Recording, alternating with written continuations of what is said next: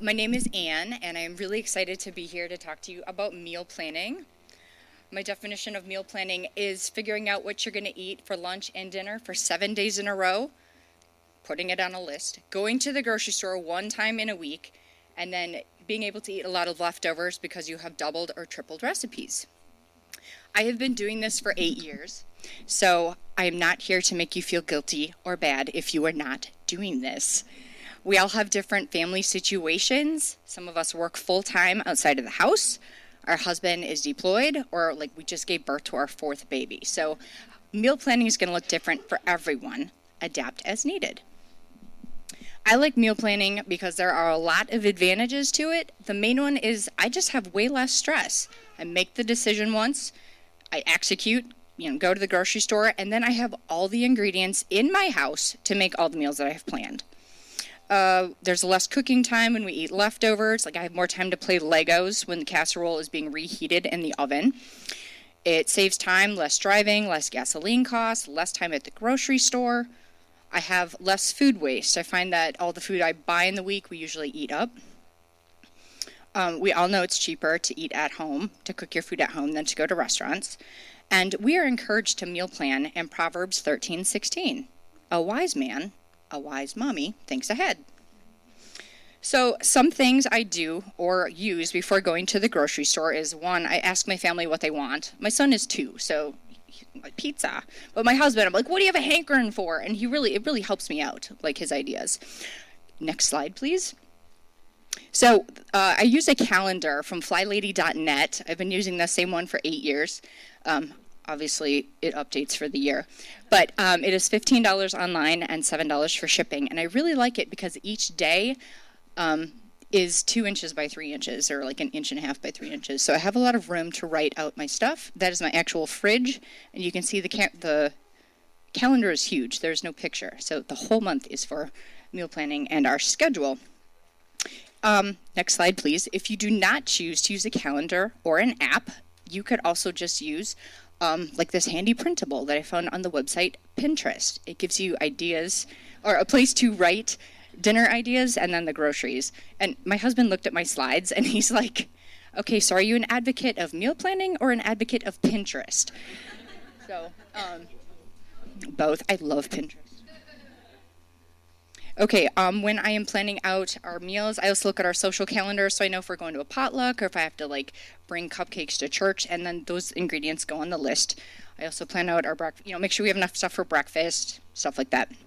And I always write all of my grocery list items in the same thick notebook so I do not lose that little scrap of paper. Okay, so when I actually sit down and do this, I keep a loose formula.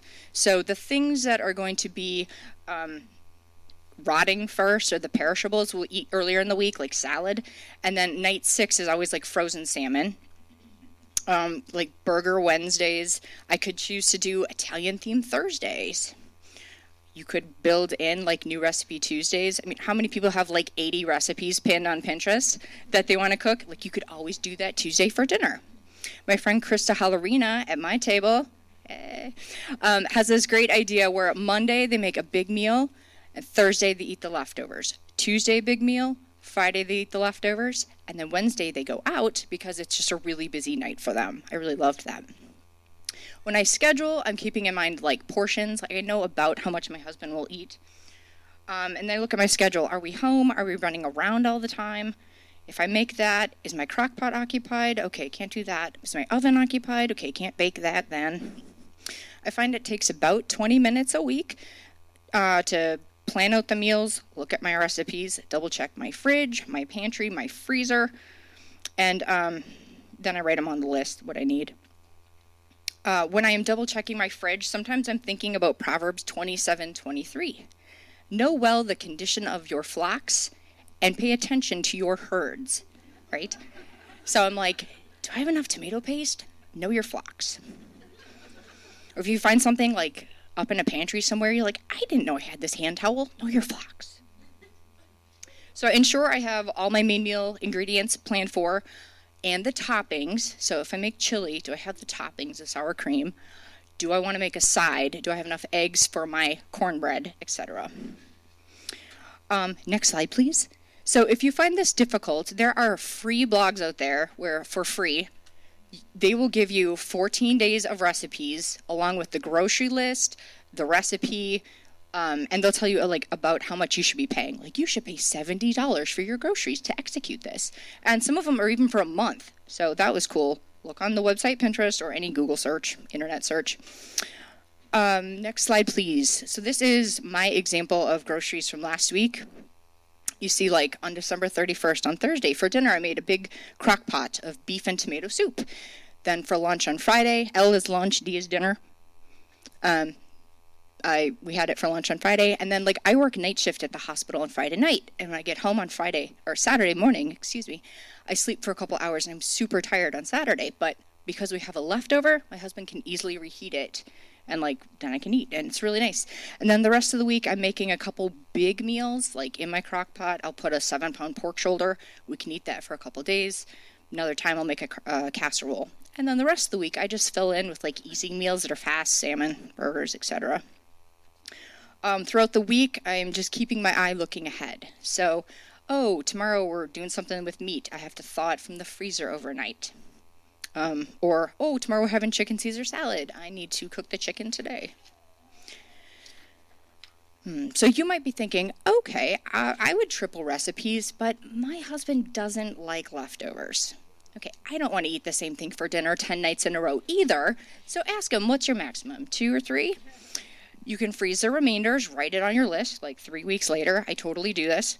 MOPS nights, my husband is eating leftovers. So, and then you can upcycle with Pinterest, right? You have a bunch of browned hamburger left over. Just use it to make it into like Thai tacos or something Italian. You might be thinking, I would cook real food, but my kids are really picky eaters.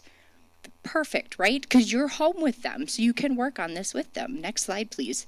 I really love this book called French Kids Eat Everything. Has anyone read this? I really liked it. This tells you, like, don't get emotional. Don't get mad at your kid if they're not trying the new food. You just take it from them and you say, that's okay. You'll like it when you're older. And then they're like, hey, I have the power. When I'm mature, I'm going to like this. And something I use when I'm introducing foods to my son that this book taught me is the first night, I'm like, look at it. So he has to, like, look at it. And I'm like, does it look like anything you've seen before? Next night, smell it. Third night, lick it. Fourth night, eat it. So he has told me, Mama, I licked the Brussels sprouts 3 times. Yes. Okay, you might be thinking, I would meal plan, but I don't know how to cook, and I don't know how. That is okay, just plan. You can still write on the calendar, go out to eat a few times. You can fill in the rest of the week with packages of soup or, frozen pizza.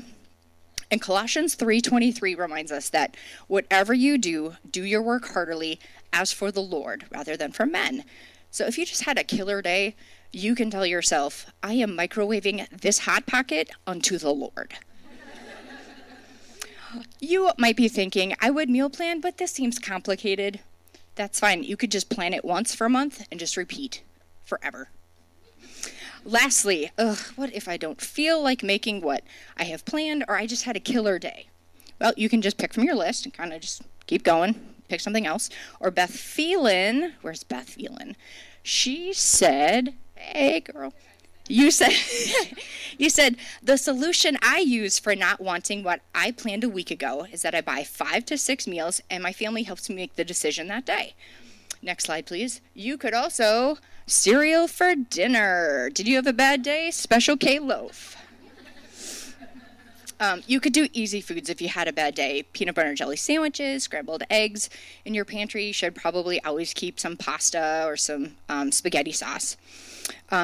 Proverbs 15:17 says, better is a dish of vegetables where love is than a fattened ox served with hatred. So if you had a bad day, pour some cereal with love and with joy, have a picnic, and that is way better than a 5-course meal if you are angry and feel like a martyr. So thank you. I hope that meal planning makes your life less stressful. I have one more pin for you. Next slide, please. It's a gal calling her husband. Hey, on your way home from work, can you pick up some pizza? I have been busy pinning nutritious recipes for our family all day. So thank you and happy planning.